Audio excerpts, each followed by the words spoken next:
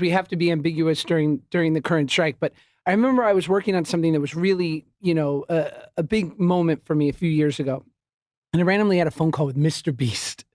Dude, I just fell in love with MrBeast last night. Dude, he's going to be the first YouTube billionaire. He needs to stop sending me candy bars though. Like I was losing weight. I was losing weight at a rapid clip, and I'm telling you, I'm averaging 1 to 2 bars of the peanut butter every night because he sent me 600 chocolate bars. What am I supposed to do? He sent me a s'mores kit. I'm not going to use the s'mores kit. So he's great, but they need to remove me. I'm gaining too much weight. It's when I was working with Jason a lot and David Dobrik on YouTube, and I'd been doing social media like exclusively for years, and then I got like back into doing traditional stuff, and I'm up in Canada doing this thing for 9 months, and we're chatting. And I was like, yeah, I'm working on this thing. I'm excited. And he goes, oh yeah. He's like, that's going to take you to YouTube for like 9 months. And I was like, yeah. And he goes, why would you do that? And it's so nuts for me because I come from that world of like, no, like I do YouTube to do the thing that I love, right? Yeah. Like this is the destination. And for him, he was like, oh, that's ancient. Like, why would you care? And so to your point, it's like for someone like Matt Rife, he might never have to get the show. He may never. Dave Chappelle doesn't do movies. MrBeast, his name's Jimmy, right? Yeah, Jimmy. I have a hard time calling him MrBeast. Everyone's talked about him for fucking ever. Just call me RoboCop. Yeah. Call me the machine. Yeah. Rogan brings up MrBeast to me the other night. Brought him up. Do you know Jimmy? I said, no. He goes, you got to meet him, man. I said, really? And he goes, dude, he's fucking awesome. Casey Neistat said that to me. You have a MrBeast? And I was like, no. He's like, you got to meet Jimmy. Yeah. He's like, insane. So then last night, I get sent these MrBeast bars, right? Yeah. I'm on a fast. I think I did a video like thanking him or whatever. I get on my phone and MrBeast, like the fucking phone knows, shows up 7 days on a raft. And I immediately go, that's content I'm here for. Yeah. And I watched it. And then I started to watch all his videos. Yeah. I will say this. I've made this offer to Saturday Night Live. There's an open offer. I'll forego my tour. I'll cancel the entire tour, and I'll do this whole season for whatever they pay. Whatever they pay the lowest people, I'll pay it. I'm good. I'll just be a feature player. I don't need to be like the star. I'd like to work my way up, but I would love to do a season of Saturday Night Live. Like, just as like for an experience, like almost like a fantasy camp. Yeah. And I'm pretty funny and I'm pretty good.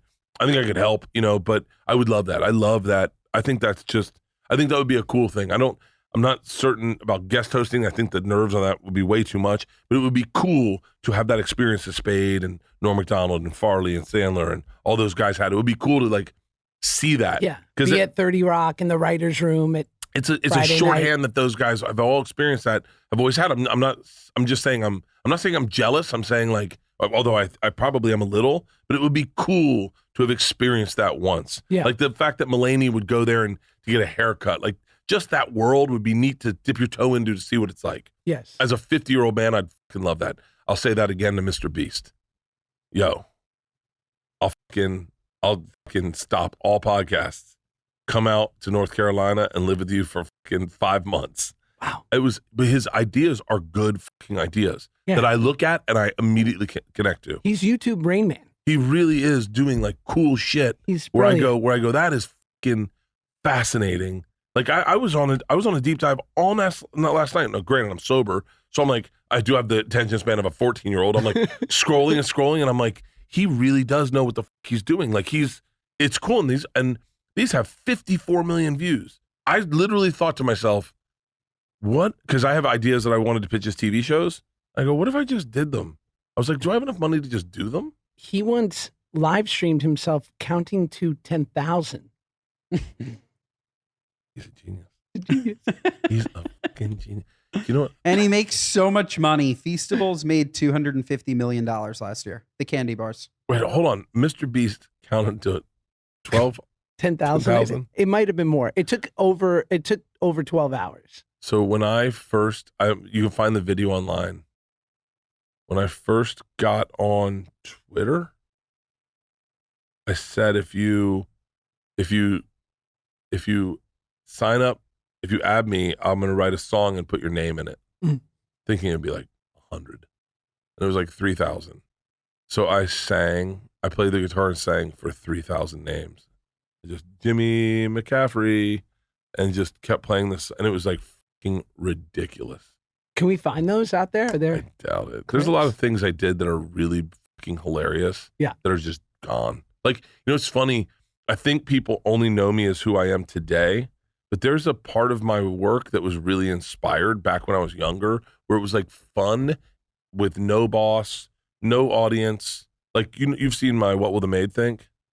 No. So I used to leave the hotel rooms in like really crazy ways and then leave a big tip, so that the whole premise was, I wonder what the maid will think. And so let me see if I can find one for you. Yeah. But I used to do that, and there was no audience for it. I wasn't like putting it on social media, or I was putting it on Twitter at the time. You got to Google it. It's pretty fucking awesome. I can't find it right now. Oh, hang on. I should just type this. So like I used to do, leave the room like this. Yeah, with like a crazy like I used to blow up doll in the back. Or no, that was the lamp. Oh, it was the lamp. Okay. Yeah. Or like bed sheets, like you're climbing out from the second floor motel. And then there were these other things I did that were like, what was the one I was just thinking of? Not the Ring, but I just had fun. I really had fun, like as if I wasn't trying to brand it or do anything. And then right before I kind of popped, I had like 5 TV shows I was pitching that were really fun. Like one was called Moat Crashers, like bath crashers and like yard crashers. Yeah. Mine was, I want to build a moat around someone's house. Like every man's house is his castle. Every castle deserves a moat. You go into, and I pitched it to like networks, and they were like, "That's the dumbest idea in the world." Now I wonder if I could build a moat around someone's house and just go like, "Hey guys," and like host it and be like, "It's Bert Kreischer. Welcome to Moat Crashers. Every man's house is his castle. Every castle deserves a moat. We got Jim here. Jim, you said you'd have a moat." And he's like, "Fuck it." And he's like, "Let's build him a fucking moat." And then you build a moat around a dude's house. You bring in and you pay for it. I had one called Blind Design, where we have a blind guy design your house, and we just design it your whole house. One was called Bathrooms, where we turn every room into your house into a bathroom. Not great for you living there, the homeowner. Fair. But if you're in the shop, if you're in the market for a bathroom, that's your fucking show. I go to sleep every night watching House Hunters, international or domestic. So good. I could see myself falling asleep to bathroom. All I had were these fucking shows. Yes. I had one, Can I Kidnap Your Child? Where I go, here we go. Yeah. You got a 4-year-old, right? Yeah. Yeah. Take him to day school, preschool. Well, Can I Kidnap Your Child? Baby hostage. Yeah, no. The whole point is you can't change. It works better with a 10-year-old, but you can't change anything about your family or routine. Yes. And then I see Can I Kidnap Your Child? Now, if I kidnap your child, don't worry. He's going to Disney World with grandma. Yeah. He's going to have a great weekend. That's when the game begins. Can you secure the fucking bag? Can you go to the bank, get $2.5 million out? Do you do the drop? Do you call the cops? Because if you can properly get back your child, you get to keep the fucking prize money of $2.5 million. Oh, I thought you were going to say keep the kid. Oh, you can keep the kid and keep the kid. Sponsored by BetterHelp. Yeah. Because the kid's going to need that. Dude, I'm telling you right now, there was like so many ideas I had. No, I'll tell you the best one I have, I'm holding on. I'm not even going to say out loud because I still want to do it. But like I had like crazy ideas.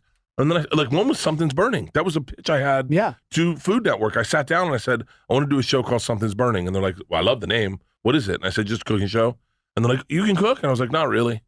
And they're like, well, wait, what is it? And I just go, you get fucked up with comics. Yeah. And we just talk shit. And they're like, why would anyone watch that? And I was like, I don't know. I think it would be good. And they're like, yeah, I don't know why that. I go, comics are funny and we're good on podcasts and we can good with an activity. We're good with an activity and we can all make fun of each other and it'll be funny. And they're like, yeah, I don't see it. They've tried to buy it twice now. I'm sure. Since. And so I had one called what was it? What is it? What say a word for old people? Geriatrics? No. Seniors? No. Old social associations. It was basically for older people? Geriatric senior citizens. Dentured adventures. Dentured adventures. Dentured adventures. So it's people with dentures, and I take them out. I go to an old person's home, and I say, guys, maybe 6 good months. What do we want to do? What do we want to do? I'm filling dreams. You name it. We do it today as a team. You choose to do it. If you don't want to do it, someone's like, I've always wanted to ride a horse. I go, let's go horseback riding. And you like take a bunch of old people. For old people. What's that? Like Make-A-Wish for old people. Yeah, Make-A-Wish. It's like Make-A-Wish. Who wants to go skydiving? Let's go fucking skydiving. Yeah. And I pitched these all to travel.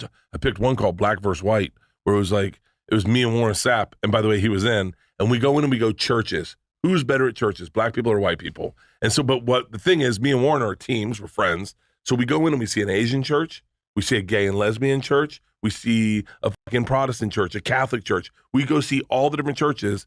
And then in front of a mixed congregation, we deliver our sermons, me and him. So it's basically, it's not black people versus white people. It's Warren versus Bert, but we name it black versus white because you get the fucking views. I had so many fucking stupid ideas that I was like, MrBeast, I'd love to fucking sit with him for a month. I'll just take a month. Wow. Where I just move in and I go, hey, let me just be a part of your think tank. Because that's the shit that inspires me, is like coming up with stupid fucking ideas and then MrBeast going, let's live on a raft. I'd live on a fucking raft in the middle of the ocean for a week. Are you shitting me? Are you fucking kidding me? That guy's badass. I just deep dove him. That's so funny. I just deep dove him last night. Yeah, we're the good guys.